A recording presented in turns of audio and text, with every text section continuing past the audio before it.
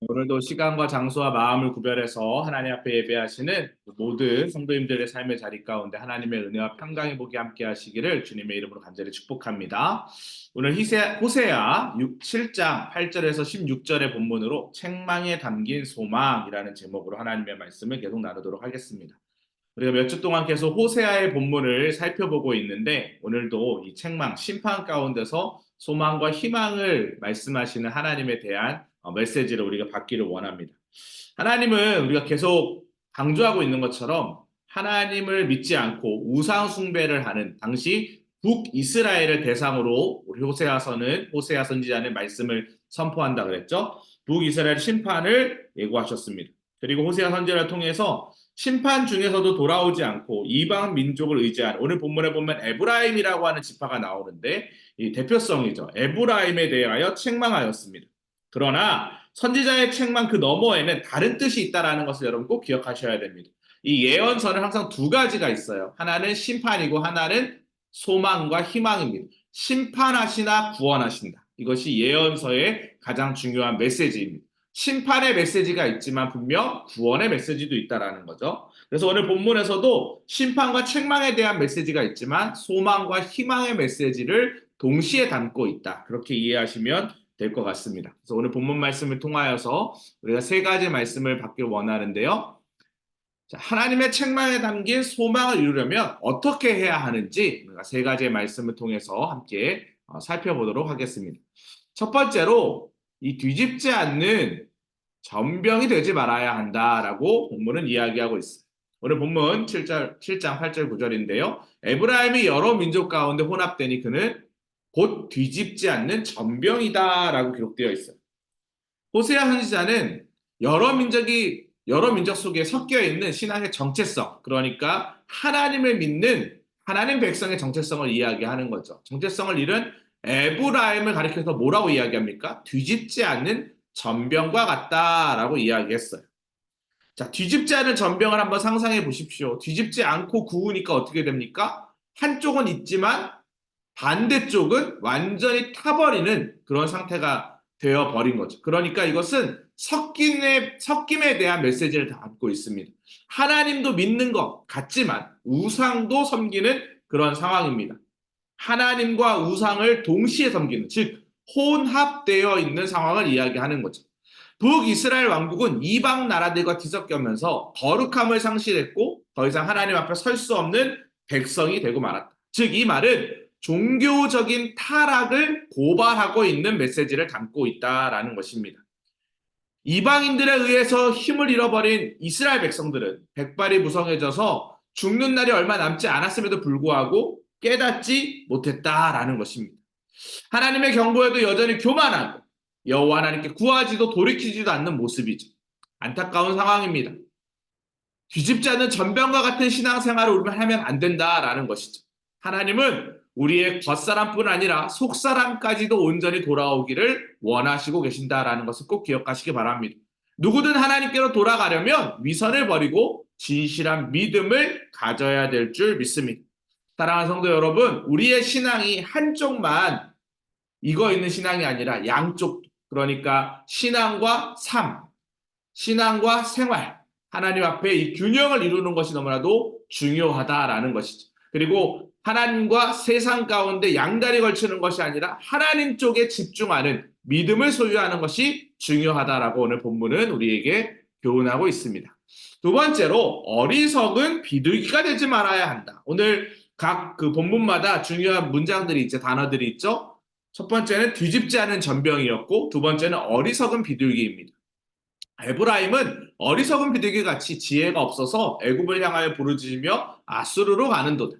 그들이 갈 때에 내가 나의 그물을 그 위에 쳐서 공중의 사처럼 떨어뜨리기 전에 그 회중에 들려준 대로 그들을 징계하겠다라고 이야기하고 있어요. 하나님은 에브라임을 향해서 어리석고 지혜 없는 비둘기 같다라고 하셨습니다. 비둘기가 사람들이 와도 그냥 가만히 멀뚱멀뚱 쳐다보는 비둘기가 많잖아요. 어리석고 지혜 없는 모습을 비둘기로 형상화한 것이죠. 그들은 하나님이 아닌 애굽과 아수르에게 도움을 구했어. 근데 여기 보니까 에브라임을 향해 이렇게 되어 있잖아요. 에브라임. 그럼 왜 에브라임 지파를 이렇게 걸고 넘어졌을까? 호세아가. 이유가 있습니다.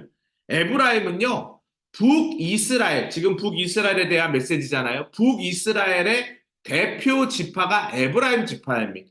왜 그러하냐면 이 북이스라엘의 일대 왕, 초대 왕이 여로보암이라고 하는 왕인데요. 그 여로보암의 왕의 지파가 에브라임이었어요. 그러니까 대표성을 가지고 있는 이 에브라임을 상징적으로 이야기하고 있는 거죠.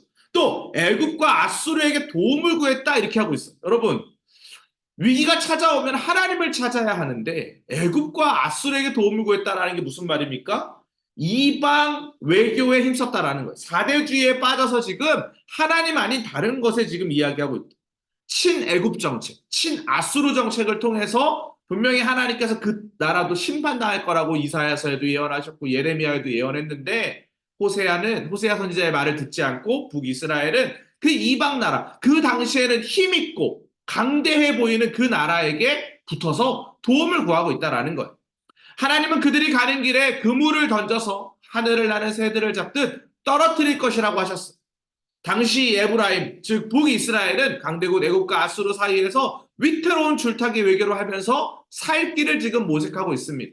그러나 하나님을 떠나 세상을 의지하는 백성은 어떻게 된다고요? 그물에 걸려 떨어지는 새처럼 망할 수밖에 없다라는 것입니다. 사랑하는 성도 여러분, 우리는 하나님을 의지해야 합니다. 하나님이 이스라엘 백성들을 건져 주실 거예요. 그런데 이스라엘 백성들은 그것을 의지하지 않았습니다. 침상에서 슬피우며 부르짖으면서도 하나님을 찾지 않았습니다. 얼마나 안타까운 상황인지 모릅니다. 우상과 곡식과 포도주를 구하면서도 하나님을 거역했습니다. 성도의 우리는 어떤 삶을 살아야 할까요? 세상의 도움과 기대를 바라기보다 하나님께 부르짖는 인생이 되어야 될 줄 믿습니다. 우리의 도움은 오직 하나님께 있다라는 것을 기억하시기 바랍니다. 오늘 본문의 이야기가 계속 동일한 메시지를 담고 있습니다. 자, 마지막 세 번째로 속이는 활에 대한 이야기를 또 담고 있죠.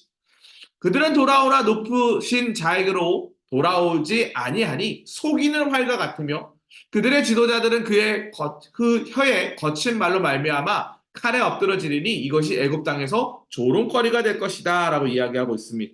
속이는 활은 뭘 의미한다고요? 구부러진 활을 의미합니다. 여러분, 구부러진 활을 한번 생각해 보세요. 시위를 당겨도 이 활이 구부러져 있기 때문에 목표물을 향해 제대로 날아가지 못한다라는 거예요. 하나님은 그들의 팔을 단련시켜서 힘있게 하셨습니다.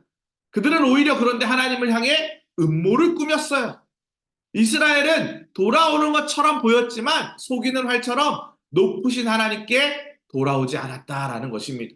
결국 이스라엘 백성들은 어떻게 될까요? 그 지도자들은 어떻게 될까요? 제멋대로 혀를 놀리다가 오늘 말씀해 보니까 칼에 엎드러질 것이고 또 애굽의 조롱거리가 될 것이다 라고 기록되어 있습니다. 속이는 활처럼 빗나간 신앙은 어떤 일을 하더라도 좋은 결과를 얻지 못합니다. 오늘 본문의 이스라엘 백성들처럼 세상 사람들의 조롱거리가 될 뿐이죠. 사랑하는 성도 여러분, 여러분은 어떤 삶을 사시겠습니까? 전병과 같은 삶을 사시겠어요? 뒤집지 않은 전병?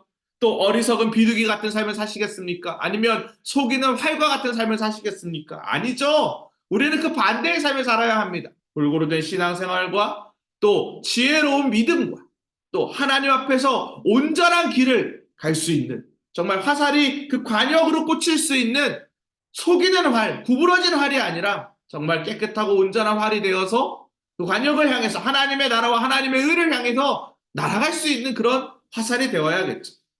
신앙의 중심이 좌로나 우로나 치우치지 않고 똑바로 서도록 우리는 하나님 곁에 반드시 붙어 있어야 될 줄 믿습니다. 우리를 향한 하나님의 책망에는 우리가 회복되기 원하시는 마음이 분명히 담겨 있다는 것을 여러분 꼭 기억하시기 바랍니다. 하나님께서는 우리가 먼저 하나님께로 돌이키기를 원하시고 순전한 마음으로 신앙생활하기를 원하십니다.